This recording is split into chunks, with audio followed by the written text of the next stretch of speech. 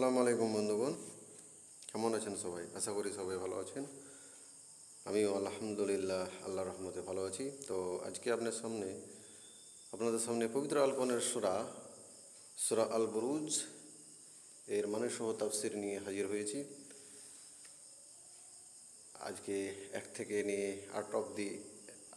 নিয়ে 8 আয়াত অবধি আলোচনা করব ইনশাআল্লাহ, এবং এর তাফসির আলোচনা করে আমরা দেখব যে আমরা এই সূরার মাধ্যমে কী শিক্ষা নিতে পারি এবং এই শিক্ষা নিয়ে আমরা আমাদের জীবনটাকে সঠিক করে তুলতে পারি এবং আল্লাহর নৈকট্য অর্জন করতে পারি। তো চলেন শুরু করা যাক। আল বুরুজ এর অর্থ হচ্ছে নক্ষত্রপুঞ্জ।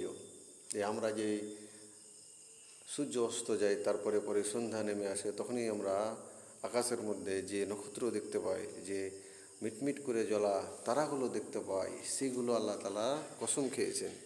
আর এইগুলো যে আল্লাহ তাআলা কসম খাচ্ছেন কেন, এইগুলো কেউ মিথ্যা করতে পারবে না। যে আছে সেগুলো চিরন্তন আছে এবং থাকবে ইনশাআল্লাহ কিয়ামত পর্যন্ত।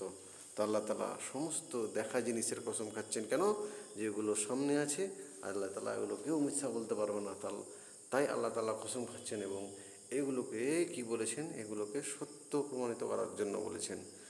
এইগুলোতে 1% মিথ্যার বা মন গড়া কথার অবকাশ নাই, এগুলো আল্লাহর বাণী।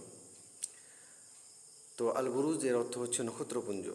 আউযু বিল্লাহি মিনাশ শাইতানির রাজিম, বিসমিল্লাহির রহমানির রহিম। পরম করুণাময় অসীম দয়ালু আল্লাহর নামে শুরু করছি। ওয়াস-সামাআ যাতিল বুরুজ। আল্লাহ 1 নম্বর আয়াতে বলছেন, শপথ রাশি চক্র বিশিষ্ট আকাশের। শপথ বলছে আল্লাহ তাআলা বলছেন, আমি কসম খাচ্ছি কিসের? আমি কসম খাচ্ছি কক্ষপথ বিশিষ্ট আসমানের কসম। এই যে আমরা দেখতে পাচ্ছি, আজকে বিজ্ঞান প্রমাণিত করেছে, আজকে আধুনিক বিজ্ঞান, যে কি সূর্য সব কিছুই একটা নির্দিষ্ট আকার মেনে একটা নির্দিষ্ট চক্রের মধ্যে কী করছে, একটা কক্ষপথে সবাই ঘুরছে। তা আল্লাহ বলছেন সমুদ্র রাশিচক্র বিশিষ্ট আকাশের এই যে আকাশ দেখছেন, আল্লাহ তাআলা বলছেন যে আকাশটাও ঘুরছে। আকাশের মধ্যে তো চন্দ্র, সূর্য, পৃথিবী এগুলো তো ঘুরছে। আল্লাহ তাআলা বলছেন আকাশটাও সব কিছু কী করছে, প্রদক্ষিণ করছে। কার? একমাত্র আল্লাহ তাআলার আদেশে একটা নির্দিষ্ট স্থান মেনে তারা প্রত্যেকে কী করছে, একটা চক্কর আল্লাহ তাআলার চারিদিকে আল্লাহ তাআলা আদেশে দিচ্ছেন। পুরো বিশ্বের মধ্যে যত কিছু আছে, নক্ষত্র দেখছেন, পৃথিবী, যত গ্রহ নক্ষত্র আছে, আসমান, সব কী করছে, একটা কক্ষপথ মেনে চারিদিকে ঘুরছে। বুরুজ শব্দটি বারাজ শব্দের বহুবচন। এর আসল অর্থ হলো প্রকাশ, রাশিচক্র, নক্ষত্রমালার প্রসাদ, অট্টালিকার মতো। আর তা আকাশে প্রকাশ ও স্পষ্ট হওয়ার কারণে বুরুজ বলা হয়েছে। এই ব্যাপারে বিস্তারিত দেখুন সূরা ফুরকান 26 থেকে 25 থেকে 61 নম্বর আয়াতের টিকা। কেউ বলেন বুরুজ থেকে উদ্দেশ্য হলো নক্ষত্রপুঞ্জ, অর্থাৎ নক্ষত্রপুঞ্জ বিশিষ্ট আকাশের কসম। আবার অনেকে বলেন এর উদ্দেশ্য হলো আসমানের দরজাসমূহ অথবা চাঁদের কক্ষপথ। কেউ একটা বিভিন্ন তাফসীরগণ এক মতামত দিয়েছেন। যে কেউ বলেছেন যে এটা আসমানের দরজাসমূহ অথবা চাঁদের কক্ষপথ, যে আমরা চাঁদ দেখতে পাচ্ছি, একটু আগে যে বললাম, প্রত্যেকটা নক্ষত্র, প্রত্যেকটা গ্রহ উপগ্রহ সবাই একটা নির্দিষ্ট স্থানে মেনে তারা কী করছে, চারিদিকে ঘুরছে, লাড্ডুর মতো হয়ে ঘুরছে, প্রদক্ষিণ করছে আল্লাহর আদেশে। এরপর 2 নম্বর আয়াতে আল্লাহ তাআলা বলছেন ওয়াল ইয়াউমিল মাউউদ, আর ওয়াদাকৃত দিনের কসম। আল্লাহ তাআলা কিসের কসম খেলেন? এই যে নক্ষত্র দেখছেন, যেগুলো নক্ষত্র, কক্ষপথ বিশিষ্ট নক্ষত্রের আল্লাহ কসম খেলেন। প্রত্যেকটা নক্ষত্র একটা কক্ষপথ মেরে ঘুরছে, আল্লাহ তার কসম খেলেন, যেটা এখন বিজ্ঞান দ্বারা প্রমাণিত। 100 বছর আগে বা 2000 বছর আগে কেউ কল্পনাও করতে পারেনি, আর এটা বিজ্ঞান আজকে সেটা প্রমাণ করছে। আল্লাহ তাআলা এখানে আমরা কি বিজ্ঞানের কথাও পেয়ে নিচ্ছি। তো এই কোরআন যে আল্লাহ তাআলা সৃষ্টি করেছেন, এই কোরআনের মধ্যে আল্লাহ তাআলা সম্পূর্ণ জীবনের শিক্ষা আমাদের দিয়ে দিয়েছেন। বিজ্ঞান বলেন, রাষ্ট্রবিজ্ঞান বলেন, ভূগোল বলেন, রাজনীতি বলেন, আপনার ভাষা শিক্ষার জন্য বলেন, সব কিছুই আপনি এই কোরআনের মাধ্যমে পেয়ে যাবেন। তো 2 নম্বর আয়াতে আল্লাহ বলছেন ওয়াল ইয়াউমিল মাউউদ, আর ওয়াদাকৃত দিনের কসম। আল্লাহ তাআলা ওয়াদাকৃত দিনের কসম কোনটা? তাফসীর সকলের মধ্যে এর উদ্দেশ্য হলো কিয়ামত দিবস। যে কিয়ামত দিবস আসবে, কিয়ামত আসবে, সেই দিবসের আল্লাহ তাআলা ওয়াদা করেছেন।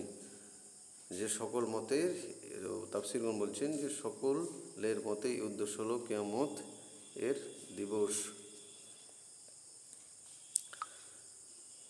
এবার 3 নম্বর আয়াতে আল্লাহ তাআলা বলছেন ওয়া শাহিদু ওয়া মাশহুদ, আর কসম সাক্ষ্যদাতার এবং যার ব্যাপারে সাক্ষ্য দেওয়া হবে তার।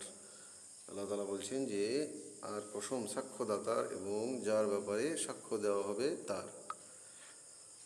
আর আল্লাহ কসম খেলেন কিসের? যে সাক্ষ্য দেবে এবং যে সাক্ষী হবে এবং যার ব্যাপারে সাক্ষ্য দেওয়া হবে তার। এখানে ব্যাখ্যাগণ তাফসীরগণ কি বলছেন?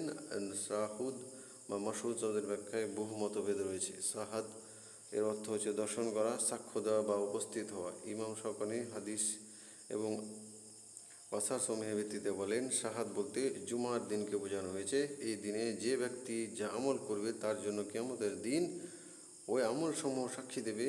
আর মাশহুদ বলে আরাফার 9 জিলহজের দিনকে বোঝানো হয়েছে, যে দিনে লোকেরা হজের উদ্দেশ্যে জমায়েত হবে। তো আল্লাহ তাআলা ওইটাই কসম খেয়ে বলছেন যে শপথ, যে দ্রষ্টার এবং দৃষ্টির, যে দেখবে এবং যে যাকে দেখবে বা যে সাক্ষ্য দিবে এবং যে জায়গার ব্যাপারে সাক্ষী দেওয়া হবে তার ব্যাপারে আল্লাহ তাআলা কসম খেয়েছেন। তো বিভিন্ন তাফসীরগণের এক এক মত আছে। কেউ বলেছেন এটা ওই 9 জিলহজের দিনকে বোঝানো হয়েছে, যেদিন লোকেরা হজের উদ্দেশ্যে জামায়াত হয়। আবার কেউ কেউ এক এক মত পোষণ করেছেন। তো এবার 4 নম্বর আয়াতে আল্লাহ তাআলা বলছেন কুতিলা আসহাবুল উখদুদ, ধ্বংস হয়েছে গর্তের অধিপতিরা। আল্লাহ তাআলা এবার কসমের উত্তর খেয়ে বলছেন যে ধ্বংস হয়েছে কুণ্ডের অধিপতিরা।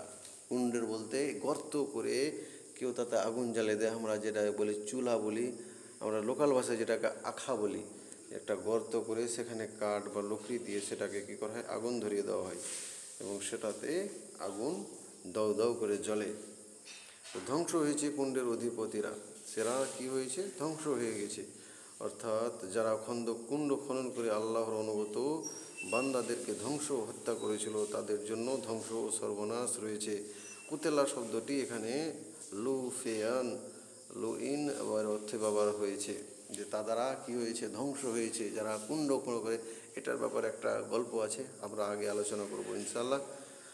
তো তারা কি করেছে? আল্লাহ তাআলা এই 4 নম্বর আল্লাহ কসম খেয়ে আল্লাহ তাআলা বলছেন কি তারা ধ্বংস হয়েছে যারা ঈমানদের চক্রান্ত করে মেরে পুড়িয়ে দেয়, যারা নিরীহ মানুষকে হত্যা করে, যারা নিরীহ মানুষকে কী করে হত্যা করে নিজেকে বড় প্রমাণিত করে, তারা কি হয়েছে? তারা ধ্বংস হয়েছে। সেই বাদশাহ আপনারা দেখবেন ইতিহাসের পাতা থেকে যাবে, যে কোরআন থেকে দেখা যায় জালিম নমরুদ থেকে শুরু করে নিয়ে ফেরাউন পর্যন্ত সবাই ধ্বংস হয়ে গেছে। তো আল্লাহ তাআলা সেই ওই ব্যক্তি ওই রকম রাজার ব্যাপারে এখানে উল্লেখ করেছেন। আমরা এরপরেই কিছু আয়াত পরেই দেখতে পাবো এই ঘটনার পরিপ্রেক্ষিতে, কোন ঘটনার পরিপ্রেক্ষিতে এটা বলা হয়েছে। তারপরে 5 নম্বর আয়াতে আল্লাহ তাআলা বলছেন আন-নারে যাতিল ওয়াকুদ, যাতে ছিল ইন্ধনপূর্ণ আগুন। যে কুণ্ডে ছিল, যেই গর্তটাতে ছিল, কি ছিল? ওই গর্ত কুণ্ডের লোকেরা ধ্বংস হয়েছে যাতে অগ্নিকুণ্ড ছিল যেখানে।